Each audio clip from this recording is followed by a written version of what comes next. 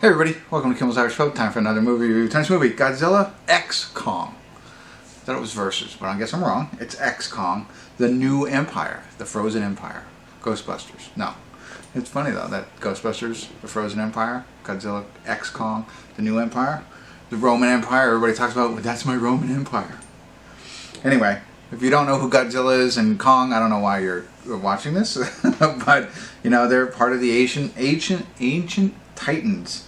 And there's an epic battle as humans unravel their intertwined origins and connection to Skull Island mysteries, right? So Skull Island, I know that's where King Kong came from, and I am confused in like what order all of these movies are, right? They just continue to make these different kinds of movies all over the place, so I have no idea where we are. Like there was the Godzilla series for a while. Bryan Cranston was in it, Miley Bobby Brown was in it, like that kind of stuff, and Ferris Bueller was in one, you know what I mean? Like, I don't know where we are, you know? It's hard to follow. So I'm thinking clean slate on this one. I know there was another recent one too. There's Godzilla, there's Skull Island with Jack Black was in it. Godzilla, King of the Monsters was out. Godzilla vs. Kong was in 2021. Okay, see, there was a versus. So this is a different thing. I don't know. Maybe we'll understand it after we watch the movie. I'm going in with no understanding except for the fact the only person I think Rebecca Hall, Dan Stevens I recognize, but other than that, I don't really recognize anybody else. So, yeah, you know, maybe, you know, IMDb doesn't always do the best job, and it's only 6.3 on IMDb, 54,497 people rated it so far, but it's an hour and 55 minutes long. I don't know if I said that, but anyway, let me get into it, find out what it's about, see if I can understand where we are in the timeline compared to other movies or what. So, I don't know. I'll let you know.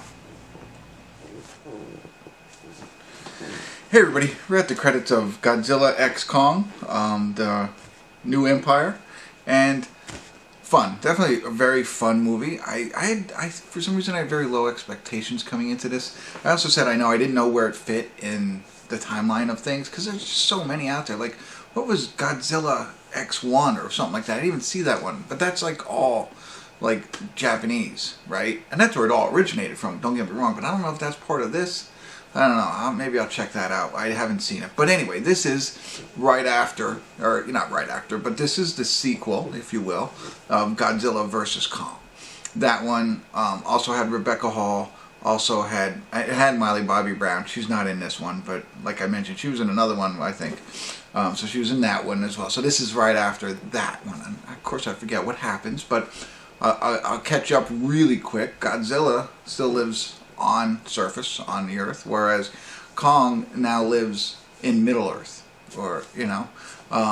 So, you know, a lot of things there I didn't think about, and I didn't know. Is that where Skull Island was? I thought Skull Island was just like somewhere out in wherever, the Pacific or something like that, and that's where, so, I don't know.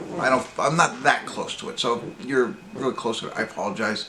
It's probably a lot more interesting to you. But for this one, a lot of good action, a lot of fun stuff.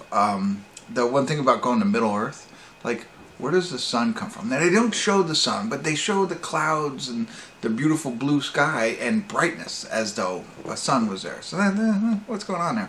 And then there's a sub-middle of the Earth, like I think they call it subterranean. So that's even a layer down, you know. And so it got a little confusing on how they're getting back and forth, but that didn't bother me. I didn't feel like rewinding to check out what I missed on how. I knew how it happened initially, but how they get back, whatever, it doesn't matter. It doesn't ruin anything. You know, it's, and I'll say it, no, I don't want to say it. Anyway, one of the other things that kind of, not bothered me, but stuck out to me, I think it is an area of opportunity, is, so Rebecca Hall is like the chief scientist and all this stuff, and the director says, you have full operational control because, you know, there's some signal coming, and they got to go figure out what it is. So they got to go to Middle Earth, like where Kong is from, and see what's going on, right? And so it's going to be a little bit dangerous. So get a team together, okay? So a little spoiler alert, the team is Rebecca Hall, who's the scientist. Yes, she's got to lead it. There's one military guy, and then a veterinarian. Now, the veterinarian does, you know, take care of Kong, but still a veterinarian, a podcaster, and a kid. They're the five, is that five? Whatever, that go to Middle Earth to find this out. It's like, really. Like, you're not going to take like a whole group of maybe military and those other people. And I'm thinking back through the movie, and I'm thinking to myself, okay, obviously the kid is vital. Very talented, by the way. Kaylee, same name as my daughter, Kaylee. Hottle, I think is her name. But like, born deaf, 4 generations of like people who were deaf in her family, and she's there. So now seeing her in this was pretty awesome to see. I know she was in the other one, but I always forget it. I'll watch this tonight. I'll forget about it tomorrow. But it was. I thought she was really good. She's in this one, but she was very vital to their trip to Middle Earth. You know, military, you think he's going to be good. Of course, the scientist, the veterinarian, you know, important role. The podcaster, I can't find what he did. I can't think back and be like, wow, so glad he went and he just saved it all, or whatever it was. You know, there are parts where he says some stuff, but it's like he's just basically saying, you know, what's happening. And he's basically translating it. That's it. Not even needed. So, I don't know. He was fun. He added some comedic value, as well as the veterinarian, but I didn't get his purpose on being there. Like, and anyway, so all in all, in the end, I think I wrote something else down. I thought it was good. It was fun. It was better than I thought. Oh yeah, I got that. The sun piece, and and the little guy, the little guy. I'll just call him. I don't know what he was, but you know, Kong's protege eventually. You know, he was fun. I like that. I like that added value to it. So definitely full of a lot of excitement and fun. Don't go into it. It's obviously not realistic.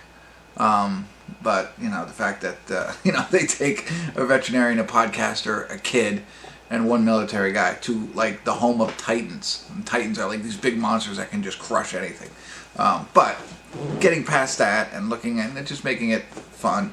I do think I stayed engaged the entire time, hour and 55 minutes. It wasn't on my phone at all. Except for to look back at some of the facts about the movie. That was it. So there you go. Worth the watch. And I'll probably watch if they make another one. I don't know why, but I will. So that's it.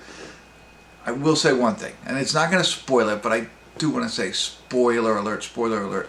I think the one really cool thing that I did like about this was the awesome tag team battle. That came out pretty cool. I like that, and I just want to share that with everybody. A lot of fun. All right, that's it. Thanks for tuning in. Kimmel's Irish Pub.